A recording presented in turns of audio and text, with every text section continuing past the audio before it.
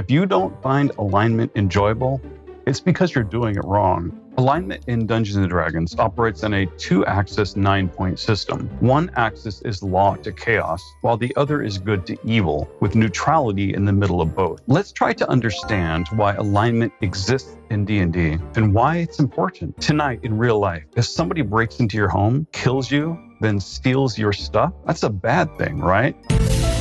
Yet that's exactly what adventurers have been doing ever since original D&D was published back in 1974. A group of adventurers go into a dungeon, kill the inhabitants, and steal their stuff. But those adventurers are good, and those monsters are evil. So I guess it's okay after all. In reality, the notions of good and evil are constructs devised by societies. Each society defines its own set of values as good, while considering those of their adversaries, potential threats, or the unfamiliar as evil. However, this approach proves inadequate in the context of the example above. A character whose livelihood depends on eliminating adversaries seeks assurance that the enemy is genuinely evil, rather than merely perceived as such. And this was the intent of original D&D. If it is acceptable to kill monsters for their treasure, then what is to stop the players from killing a merchant and stealing their goods? Alignment was meant to help players guide their actions, to assist them in creating character motivations, and prevent abuses and exploitations of the game. But as the game became more complex and the stories expanded to encompass more than just simple dungeon exploration, the simple alignment system began to break down. And then add to that the players and DMs who didn't really understand alignment, well,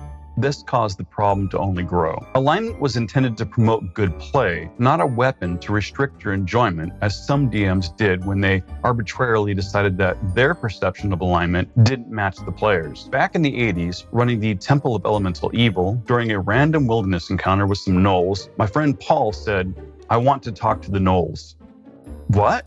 Gnolls are evil. It says so right in the book. Yeah, but evil doesn't mean stupid, does it? Those types of discussions influenced my views on alignment. So in 1989, when Paul and I began creating our homebrew world of Taratu, we decided that labels like good and evil should have some substance and nuance to them. Unless we're talking about the archetypes of angels, demons, and gods, morality might have shades of gray and might even be a matter of perspective. In our attempt to answer the question, why are all the goblinoid races listed as evil? We decided that the goblinoid races, now generally living underground, used to live above ground in relative peace. It was the migrations of humans spreading across the continent that violently forced the goblinoids underground. As a result, both sides have labeled the other as evil. And while many goblinoid settlements are now more closely aligned with acts of cruelty, this is a reflection of the harsh environment they are forced to live in. It is their violent history with humans that explains the hostility between them. We must also recognize that lawful evil individuals would rarely see themselves as evil. They would likely believe that their actions are not only justified, but also necessary for protection from the other. In our homebrew world, the kingdoms of the Hypemen are classified in game terms as lawful good feudal monarchies. Yet they do some pretty terrible things in the name of preserving their civilization. As a society, the Hypemen are xenophobic and terrified of all magic not derived from divine source. As a result, they freely murder wizards, warlocks, and elves in particular are seen as unnatural servants of evil. Hypeman witch hunts are an act of evil motivated by ignorance and fear, but the Hypeman people are generally lawful good. In those examples, we can see that by asking ourselves to understand why a person or society feels and acts as they do, we discover that morality becomes more complicated. And dang it, now we're debating ethics when all we really wanted to do was have fun defeating some monsters. So for alignment to work effectively in your game of Dungeons & Dragons, I'm going to offer you some tips. For players, alignment should be a flashlight in the dark, not a gun to the head. If you don't find alignment enjoyable, it's because you're doing it wrong. You've heard the old joke, "Doctor, it hurts when I do this," and the doctor says, "So don't do that." Alignment's the same. If your interpretation of alignment is so extreme that it's causing you to have less fun, then change your interpretation. Alignment should simply be assisting a player to better understand and portray their character, nothing more. Avoid extreme positions. A very common mistake is for players to confuse morality with intelligence and sanity. For example, I've literally lost count of the number of times somebody playing a lawful good character jumps way into the deep end and becomes some extremist zealot with horse blinders. That's not lawful good, that's mental illness. I find it absolutely exhausting when someone uses the "that's my alignment" as an excuse to be a disruptive player. And also consider this: if the characters you play always end up being jerks, maybe it's not your characters that are the jerks. And that goes for any alignment choice. Morality is one thing. Extremism is a symptom of poor mental health. And are you sure you really want to play that evil character? I'm not here to tell anyone how they should or should not play their D&D games, and neither should anyone else. I don't believe in saying no to a player. The player tells me what they wish to attempt, and we let the chips fall where they may.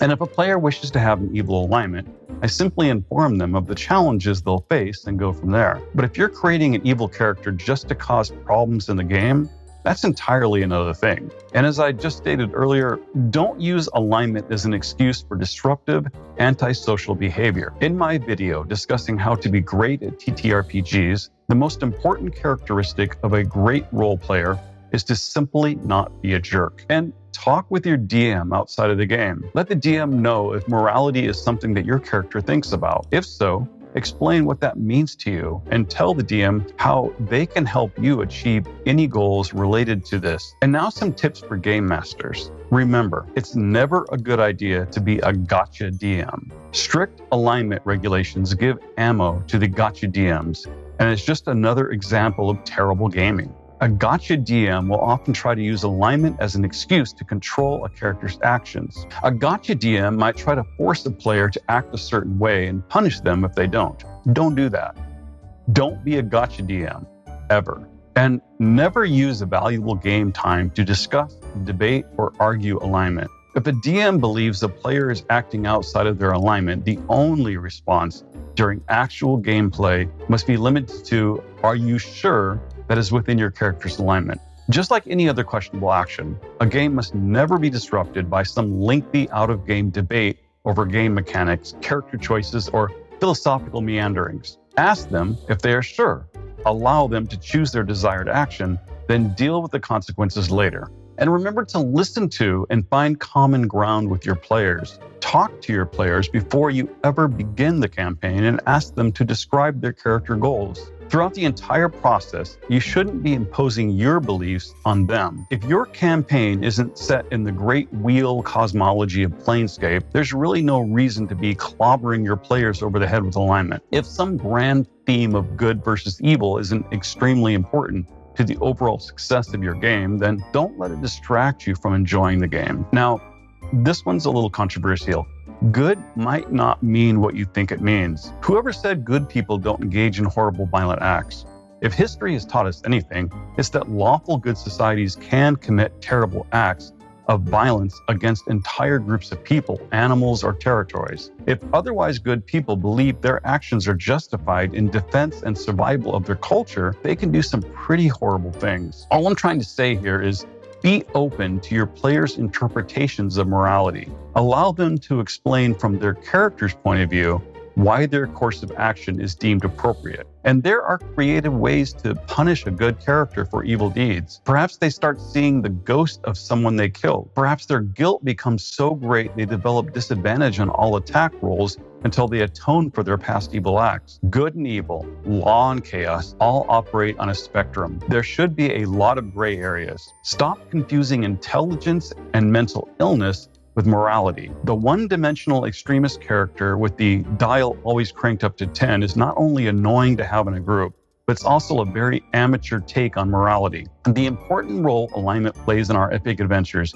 has been phased out not because it's bad for the game. It's actually quite good for D&D. It's been removed because it was always poorly written, and inexperienced DMs were just given an ability to punish you for it. Talk to your players. Make it interesting, but keep it fun. And finally, for everyone, just remember this. These discussions can be fun, or they can be exhausting. If they're not fun, then don't spend any time on them, not in-game or otherwise. Especially now, with how polarized people are, we don't need to fabricate more reasons to build walls between us. Tabletop role-playing games are meant to be fun. I play D&D because I'm too old to play Star Wars action figures. What? But we're still all just playing make-believe. I enjoy alignment, and I will always have a place in my games, but I never let it become an excuse for poor gaming, and neither should you. As I stated earlier, alignment should be a flashlight in the dark, not a gun to your head. If you have any thoughts you would like to add, please let me know in the comments. As always, I'm your host, Patton, here at We Love TTRPGs, and I appreciate your support. Thank you so much for watching.